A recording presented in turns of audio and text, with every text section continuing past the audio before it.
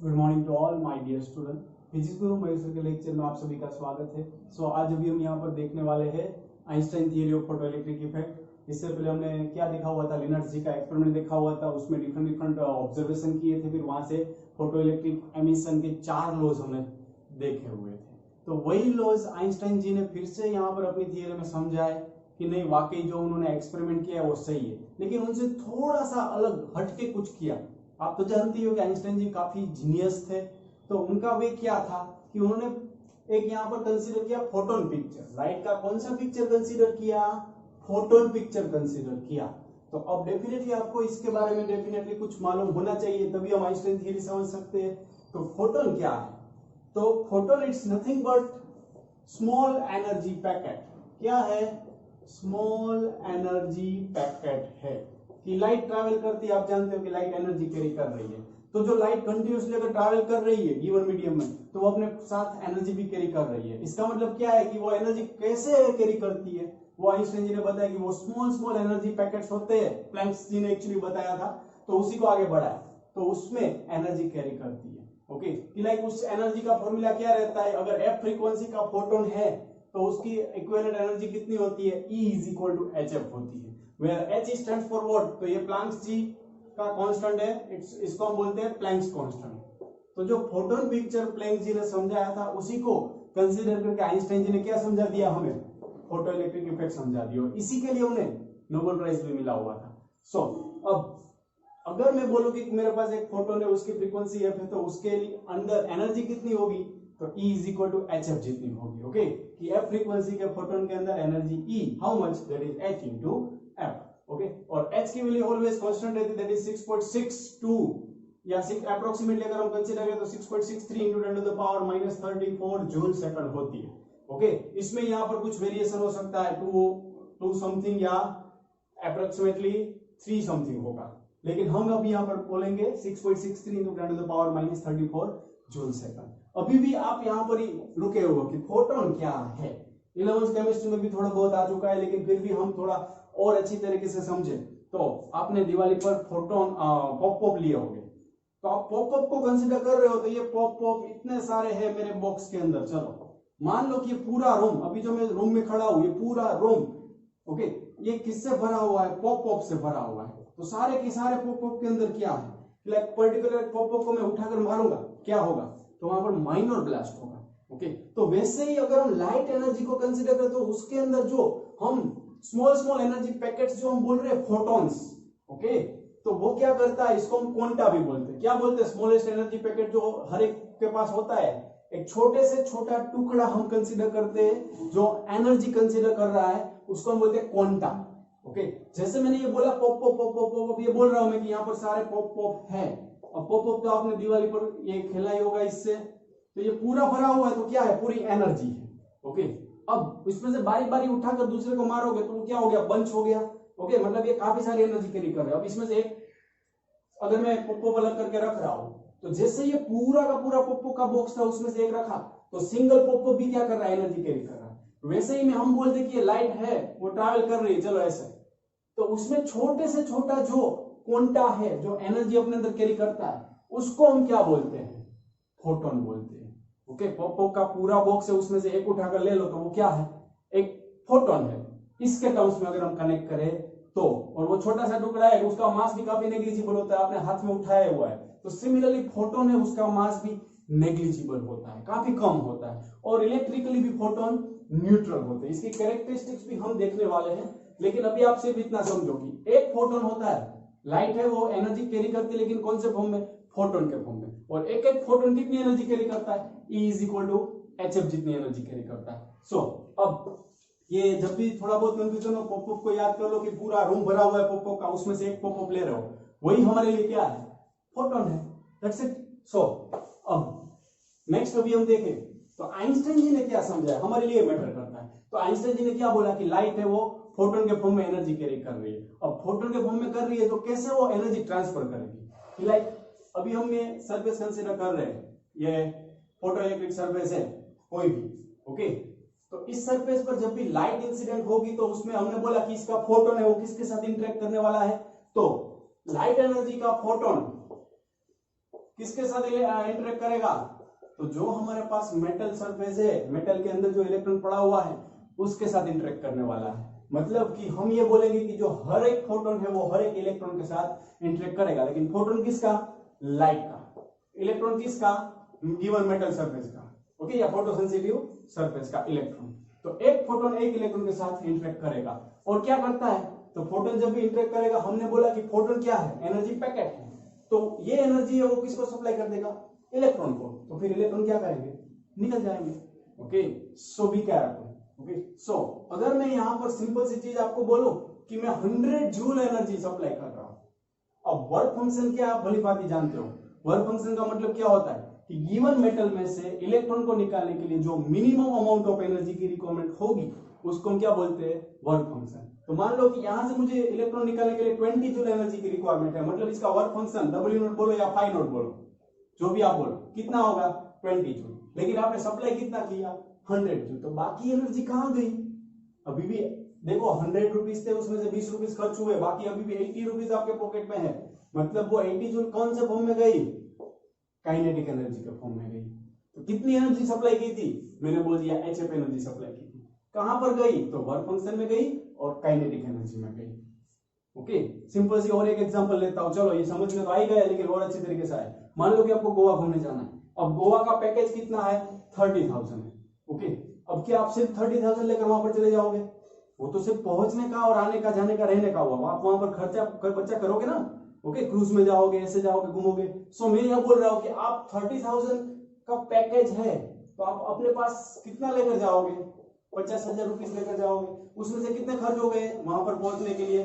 30,000। बाकी के आप क्या करोगे? तो शॉपिंग बुकिंग में जाओगे, तो ये 20,000 ऐसे खर्च कर दिए। सो ऐसे सिंपल से थियरी आइंस्टाइन जी ने हमें समझाई। ओके, अभी काफी सिंपल लग रही है, लेकिन उस टाइम के लिए ये बहुत ही बड़ा एक रिसर्च माना गया था, इसीलिए तो उनको यहाँ पर क्या मिला था? एक नोबेल प्राइज मिला हुआ था। ओके, सो लेट अस सी, मैं अब ये पूरा का पूरा अच्छी तरीके से रिप्रेजेंट कर रहा हूं। सो अब सिस्टेमेटिक वे में हम देखें। अब कोई एग्जांपल नहीं कि मान लेते हैं ये हमारे पास फोटोसेंसिटिव सरफेस है, यहाँ पर एनर्जी HF इंसिडेंट हो रही है, जो work function W not that is what? HF not, उसमें कन्वर्ट हो रही है कुछ पोर्शन, और कुछ पोर्शन है यहाँ से इलेक्ट्रॉन निकलकर मैक्सिमम काइनेटिक एनर्जी के फॉर्म में चला जा रहा है। मतलब हम क्या बोल सकते हैं कि जो एनर्जी सप्लाई E हो रही है वो कौन कौन से फॉर्म में गई? तो kinetic energy maximum plus work function. Okay, अब मैक्सिमम काइनेटिक एनर्जी को हमें सब्जेक्ट बनाओ, तो Kmax is equal to what? E minus W naught. अब E को मैं क्या लिख सकता हूं? HF minus W not that is work function. तो उसका थ्रेशोल्ड फ्रीक्वेंसी का अकॉर्डिंग वर्क फंक्शन कितना होगा? HF नॉट होगा। बी केयरफुल, ये वर्क फंक्शन का फॉर्मूला कैसे निकला? तो given minimum amount of frequency से जो इलेक्ट्रॉन निकलेगा उसी को वर्क फंक्शन बोला हुआ है। सो H common F minus F not, या ऐसे रखना चाहते हो कोई दिक्कत मुझे नहीं है। सो आप इसको ऐसे भी लिख सकते हो, हाफ mv स्क्वायर मैक्स। अब इससे पहले वाले लेक्चर में हमने देखा हुआ था कि मैक्सिमम काइनेटिक एनर्जी है that is nothing but stopping potential EV not. Okay, तो ये किसके जितनी होगी? स्टॉपिंग पोटेंशियल EV नॉट जितनी होगी। So finally we can write EV not is equal to HF minus HF naught. So it's the Einstein theory for photoelectric effect.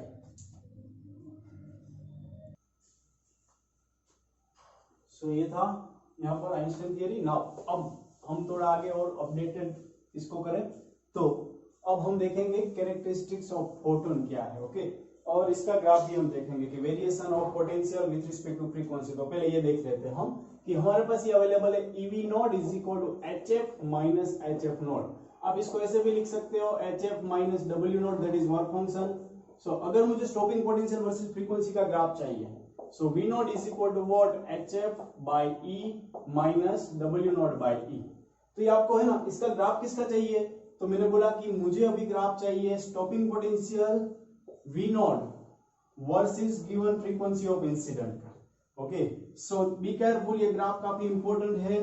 Academic में तो important है ही, लेकिन कॉम्पिटिटिव में भी कभी कभी इसमें से क्वेश्चन हो जाता है। So y is equal to mx plus c के साथ मैं कंपेयर करूंगा, क्योंकि इक्वेशन ऑफ स्ट्रेट लाइन जैसा मुझे दिख रहा है कि like y that is what? Stopping potential. Slope, तो देखो मैं फ्रीक्वेंसी और पोटेंशियल के लिए जा रहा हूं, मतलब ये y और x तो हो गया, मतलब उसका कोएफिशिएंट क्या होगा? Slope m that is what? h/e, और जो c है वो इंटरसेप्शन ऑन y एक्सिस होता है, लेकिन ये नेगेटिव है। मतलब कि अगर हम देखें कि ये फोटो इलेक्ट्रिक इफेक्ट कब शुरू होगी, जब कुछ minimum amount of frequency given surface पर इंसिडेंट होगी तब होगी। तो इसलिए ग्राफ यहां से शुरू होता है। उसके बाद में जैसे जैसे जैसे जैसे जैसे जैसे मैं फ्रीक्वेंसी बढ़ाता जाऊंगा तो क्या होता जाएगा कि जैसे जैसे फ्रीक्वेंसी बढ़ाऊंगा तो वैसे वैसे स्टॉपिंग पोटेंशियल बढ़ता जाएगा। सो फाइनली अब यहां तक तो हम पहुंच गए, चलो। लेकिन अगर मैं इसको पीछे की साइड एक्सटेंड करूं तो ये जो इतनी एनर्जी है HF नॉट जितनी, वो किस में चली जाती है, मेटल को बाहर निकालने के लिए। That is how much interception W0/E। ये आपको थोड़ा परेशान करेगा, स्पेशली बायोलॉजी स्टूडेंट को। ओके, मैथ्स वालों को तो ये काफी इजी लगेगा। सो ये मैंने क्या किया, इसको एक्सटेंड किया। y = mx + c में c क्या रिप्रेजेंट करता है, c stands for interception on y axis.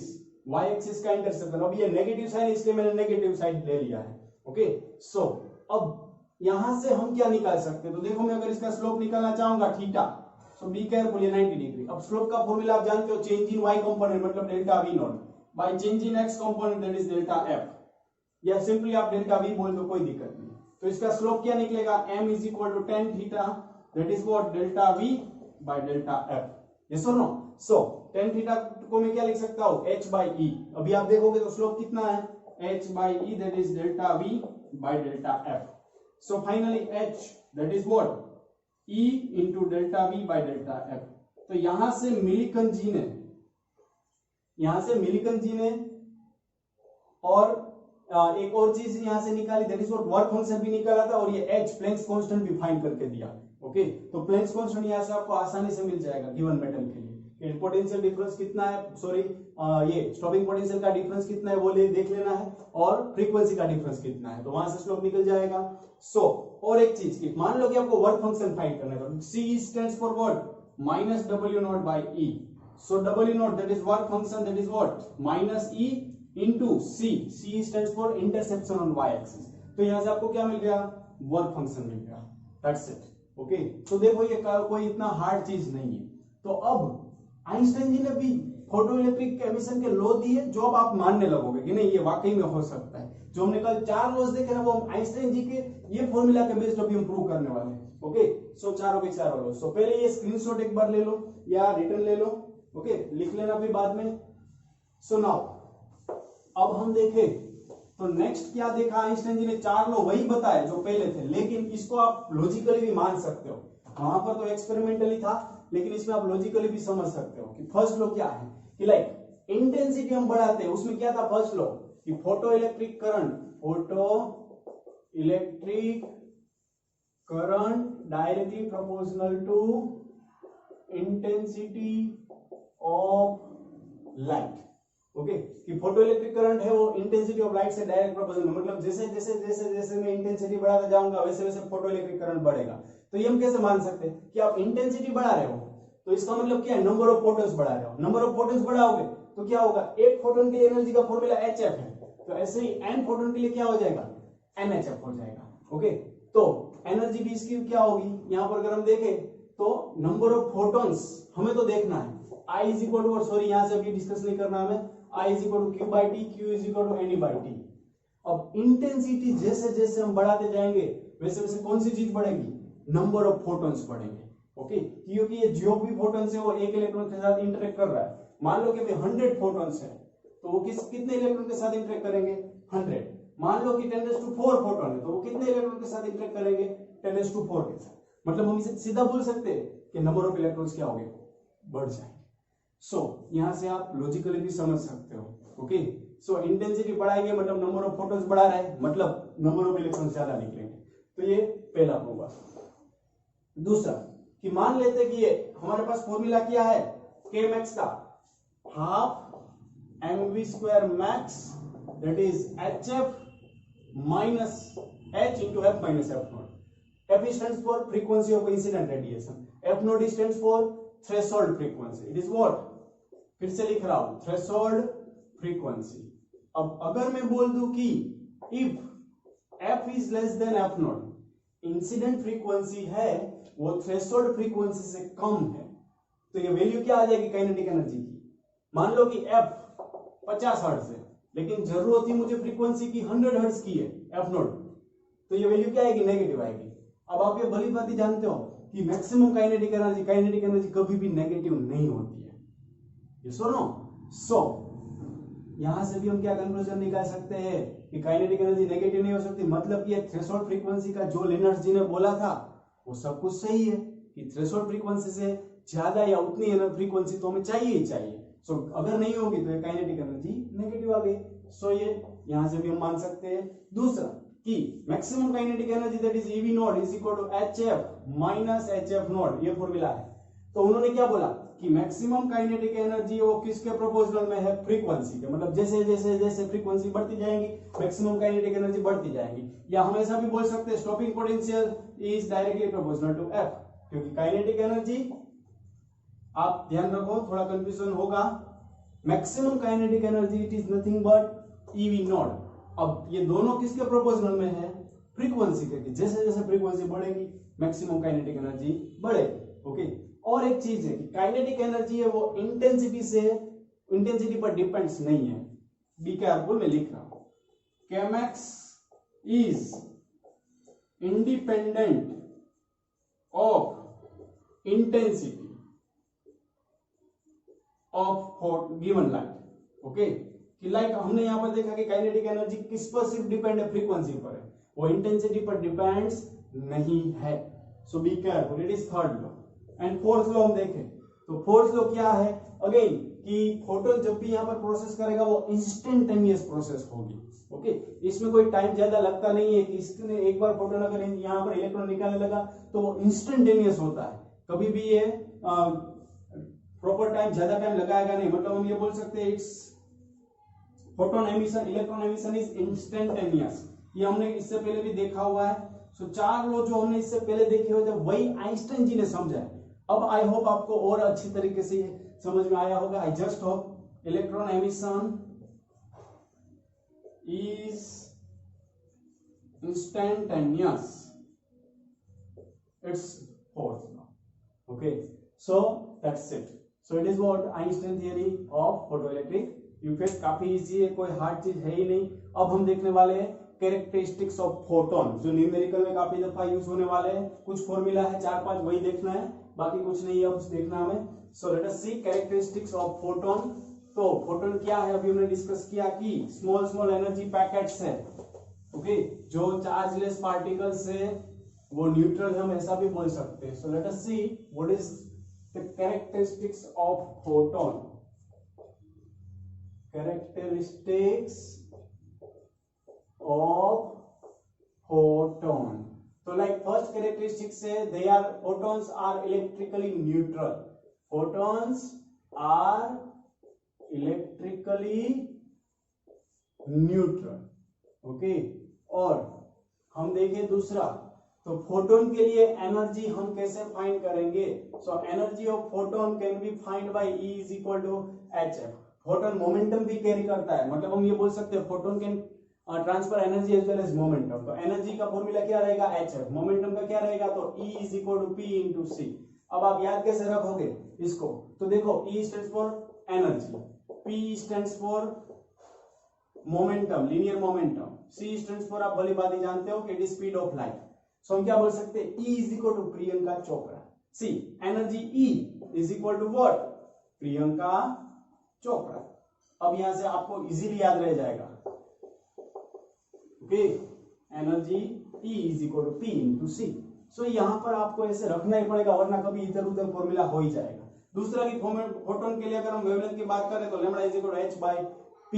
Okay, मतलब कि P is equal to h by lambda, यहां से भी आप उसका मोमेंटम फाइंड कर सकते हो। ओके, सो नेक्स्ट अभी हम जाए तो फोटोन एनर्जी ट्रांसफर करता है, तो फोटोन एक पार्टिकल है, तो E is equal to mc² भी लगा सकते हैं और E is equal to hf भी लगा सकते हैं। So finally mc² that is what hc by lambda. So यहां से भी आपको ये मिल गया फॉर्मूला, क्या मिला, c की m c is equal to h by lambda, mc is equal to h by lambda. अब lambda is equal to what h by m into c, मतलब ये फाइनली ये फॉर्मूला आ गया h by m into v। Okay, photon है उसकी speed कितनी होती है, स्पीड ऑफ लाइट जितनी होती है, 3 × 10⁸ जितनी। सो किस में? वैक्यूम में। So speed of photon is what? 3 × 10 to the power 8 nearly. चलो स्टेटमेंट लिख देता हूं, ज्यादा कितना सुनोगे आप? Speed of photon is nearly 2.999999 into 10 to the power 8 metre per second. मतलब हम ये ले सकते हैं स्पीड ऑफ लाइट जितनी होगी वैक्यूम में जितनी होती है उतनी इन वैक्यूम लिख देता हूं। गिवन मीडियम में चेंज हो जाती है लेकिन फ्रीक्वेंसी चेंज नहीं होती है। Frequency of photon does not change when it travels from one medium to another medium. Frequency of photon does not change when it's travel from one medium to another medium, one medium to another medium। और एक अच्छी characteristic है जो MCQ में पूछा जा सकता है कि rest mass of photon is 0। अब आप बोलोगे सर ये आपने क्या बोल दिया? तो आइंस्टाइन थ्योरी में रिलेटिविस्टिक मास का कॉन्सेप्ट याद करो कि m = m0 by √1 - v²/c²। Where ये आइंस्टाइन जी की ये थ्योरी क्या बोलती थी कि अगर मैं यहाँ पर खड़ा हूं तो मेरा मास अलग होगा। अगर मुझे कोई जोर से आप कंसीडर करो आयरन में मुझे जोर से थ्रो कर देगा यहां से कोई कभी काफी दूर, तो मैं कुछ वेलोसिटी होगी। तो अगर मैंने कुछ वेलोसिटी है मतलब मैं मूविंग ऑब्जेक्ट हूं तो भी मेरा मास अलग होगा। Okay, so rest mass of photon is what? 0. So let us see how. So m0 को मैं सब्जेक्ट बना रहा हूं। m0 stands for what? Rest mass. m stands for what? Moving mass. Okay, तो मुझे तो रेस्ट मास फाइंड करना है। अब आप एक और चीज जानते हो, फोटोन के लिए स्पीड कितना है? Approximately 3 × 10 to the power 8। तो c m0 is equal to what? m √1 - v²/c²। But we know very well कि v और c सेम है। So that is m √1 - 1. So how much? 0. So we can say that rest mass of photon is what? 0. Okay. एक और चीज हमें यहाँ पर consider करनी है, यहां से मैं ऐड कर देता हूं। mc = h/λ, that is what? p. So that is what? p = mc, relation between linear momentum, mass and speed. Okay, speed of light. So p मतलब physics, m stands for Mayur, c stands for chemistry। तो ये भी formula में ध्यान रखना, इधर उधर हो जाता है बच्चों से। सो अगर कंफ्यूजन नहीं करना है तो पीएमसी फिजिक्स मैथ्स केमिस्ट्री भी याद रख सकते हो। और फिजिक्स बीच में मयूर सर और केमिस्ट्री, मतलब मयूर सर अभी फिजिक्स और केमिस्ट्री का जो कॉमन सब्जेक्ट है वो पढ़ा रहे हैं, कॉमन टॉपिक है वो। ये कॉमन ही था ना, केमिस्ट्री में आ चुका है फोटोन वाला। सो फिजिक्स मयूर सर केमिस्ट्री, मतलब मयूर सर फिजिक्स और केमिस्ट्री को कंबाइन कर रहे हैं। Okay, so that's it. So it's another relation. तो ये सारी कैरेक्टरिस्टिक्स किसकी है? फोटॉन्स की है। ओके, तो इसमें ये फॉर्मूला है वो आपको काफी दफा एमसीक्यू में अप्लाई करना पड़ेगा। सो प्लीज नोट डाउन कर लीजिए। ओके,